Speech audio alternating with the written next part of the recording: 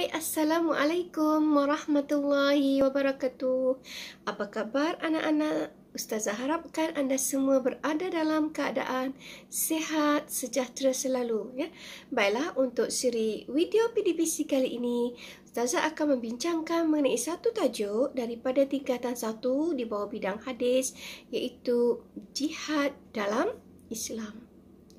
Kalau nak tahu lebih lanjut, apakah dimaksudkan dengan jihad dan jenis-jenis jihad serta hikmah jihad dalam Islam, jom kita belajar bersama-sama dengan Ustazah.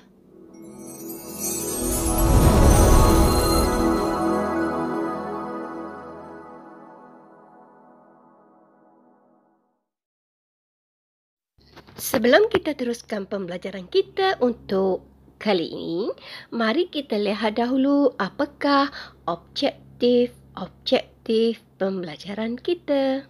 Baik, yang pertama ialah murid dapat membaca matan hadis dengan betul.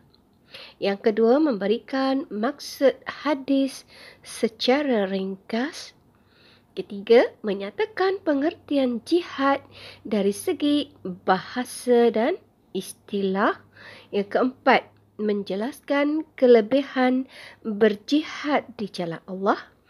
Yang kelima, menyenaraikan jenis-jenis jihad. Dan yang keenam ialah menerangkan beberapa pengajaran hadis. Jadi kita ada 6 objektif untuk hari ini dan insya-Allah kita akan cuba capai sehingga sampailah ke akhir siri video kali ini, insya-Allah ya.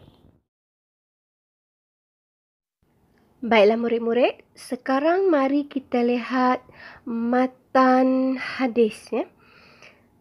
Kita baca sama-sama. An Abdullah bin Mas'ud radhiyallahu anhu qala Sa'altu an-nabiyya sallallahu alaihi wasallam ayyul 'amali ahabbu ila Allah qala as-salatu ala waqtiha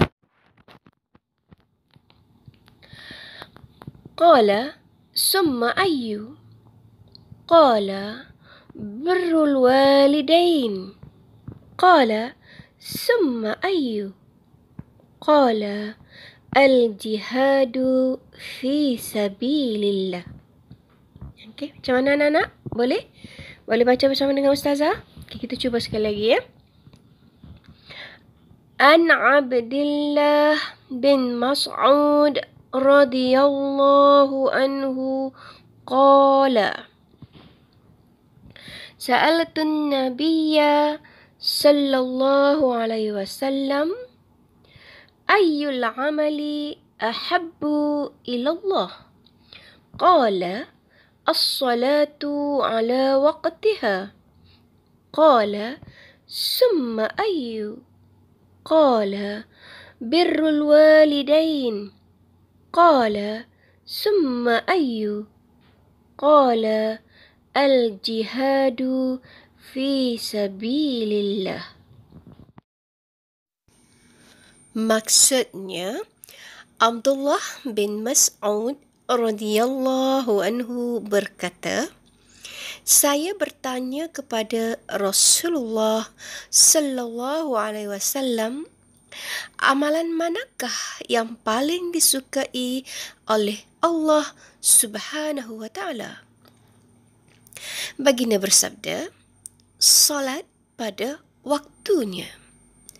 Ibnu Mas'ud radhiyallahu anhu bertanya lagi, apakah pula selepas itu? Baginda menjawab, berbakti kepada ibu bapa. Ibnu Mas'ud radhiyallahu anhu bertanya lagi, apakah pula selepas itu? Baginda menjawab, berjihad di jalan Allah Subhanahu wa taala. Baiklah, sekarang kita lihat pengertian jihad. Apa yang maksudkan dengan jihad ini? Jihad dari segi bahasa ialah mengorbankan diri di jalan Allah Subhanahu wa taala. Dan dari segi istilah ialah menggunakan seluruh kemampuan yang dimiliki untuk menegakkan agama Islam dan mempertahankannya. Itu maksud jihad. Baiklah, sekarang kita lihat hukum berjihad. Hukum berjihad ada dua. Yang pertama, fardu ain. Dan yang kedua ialah fardu kifayah. Bila berjihad ini menjadi fardu ain, iaitu ketika umat Islam ditindas atau negara diserang oleh musuh. Bila keadaan ini berlaku, maka hukum berjihad ialah fardu ain.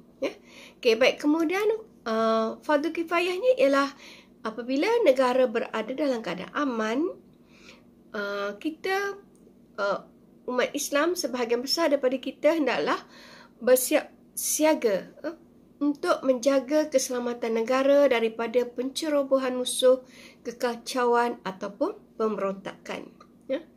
Itu fardu kifayah.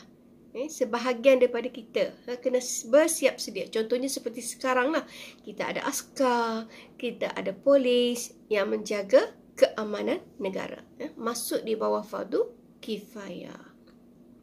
Itu dia, dua hukum. Kemudian kita lihat beberapa kelebihan jihad, anak-anak semua. Terdapat beberapa kelebihan dalam berjihad. Yang pertama, diampunkan dosa kita oleh Allah Subhanahu Wa Taala. Itu yang penting. Sesiapa yang melakukan jihad jalan Allah, insya-Allah dosanya akan diampunkan oleh Allah Subhanahu Wa Taala. Yang kedua, akan mendapat rahmat dan kasih sayang Allah Subhanahu Wa Taala. Yang ketiga, mendapat ganjaran pahala berlipat ganda. Keempat, dianugerahkan dengan mati syahid. Kemudian lagi yang seterusnya ialah mendapat nikmat di alam barzakh, dimasukkan ke dalam syurga bersama-sama para nabi, dan yang terakhir, kelebihan berjihad ialah mendapat darjat di sisi yang tinggi di sisi Allah Subhanahu Wa Taala. Itu adalah di antara kelebihan dalam berjihad kepada Allah Subhanahu Wa Taala. Kemudian jenis-jenis jihad. Jihad ada tiga. Yang pertama ialah jihad menentang musuh. Menentang musuh-musuh Islam yang cuba untuk menceroboh negara dan agama Islam. Yang kedua, jihad ilmu, iaitu belajar bersungguh-sungguh dengan niat ikhlas untuk beramal dan berbakti kepada umat Islam. Dan yang ketiga ialah jihad ekonomi, iaitu berusaha untuk menguasai sistem ekonomi dan bukan hanya menjadi pengguna saja. Jadi contoh seperti sekarang, kita dikendaki belajar berniaga contohnya. Sebab itu menjadi satu fardu kifayah kepada kita. Biar ada sebahagian daripada kita umat Islam yang menjadi pengusaha, contohnya daripada bidang syarikat yang membuat makanan, kilang-kilang pembuatan makanan contohnya. Kalau boleh biarlah ada di kalangan umat Islam, supaya yakin makanan yang kita dapat ini adalah daripada sumber dan pembuatan yang halal. Okey, baik. Kemudian pengajaran hadis. Pengajaran hadis, kita hendaklah melakukan amalan yang disukai oleh Allah SWT untuk menjadi umat yang cemerlang di dunia dan di akhirat. Yang kedua, umat Islam wajib menunaikan solat pada waktunya supaya menjadi umat yang beradab, berdisiplin dan sentiasa menghargai masa. Yang ketiga, umat Islam wajib berbakti kepada ibu bapa untuk mendapat keredaan Allah Subhanahu Taala dan kebahagiaan hidup. Dan yang keempat, kita hendaklah mempertahankan negara daripada musuh dan anasir subversif agar negara aman dan damai. Anak-anak yang dikasihi sekalian, sekianlah dahulu perkongsian Ustazah mengenai dengan tajuk jihad dalam Islam. Semoga apa yang dikongsikan dapat memberikan manfaat kepada kita semua dalam menjalani kehidupan kita seharian, ya, dalam menjalani kehidupan kita di muka bumi Allah ini, ya. Segala yang baik itu datangnya daripada Allah SWT, dan segala yang kurang itu adalah daripada kelemahan Ustazah sendiri. Dan Ustazah akhiri dengan wabillahi taufiq hidayah. Wassalamualaikum warahmatullahi wabarakatuh. Jumpa lagi insya-Allah.